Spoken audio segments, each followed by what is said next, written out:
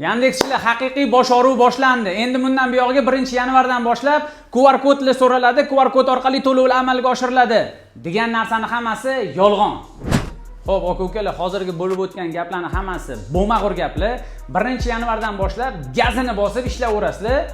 1% dan har bitta buyurtmalardan nalog olishni boshlaydi. Agregatorni o'zi hammasini sizlarga qilib beradi. Sizlar faqat ishlaysizlar bo'ldi.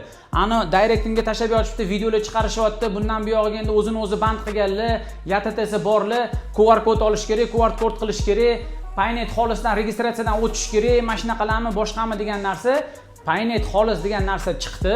Oldin o'zini band qilgan paytimizda tushuntirib o'taman, yaxshilab e'tibor beringlar. O'zini band qilishimizni soliq orqali bo'lardi. Hozir endi Paynet xolis ilovasi orqali ham o'zingizlar band qilsanglar bo'ladi. Mana nima bu Paynet xolis degan narsa? Bu nalogga QR kod, klientdan QR kod degan narsa bo'lmagan narsa.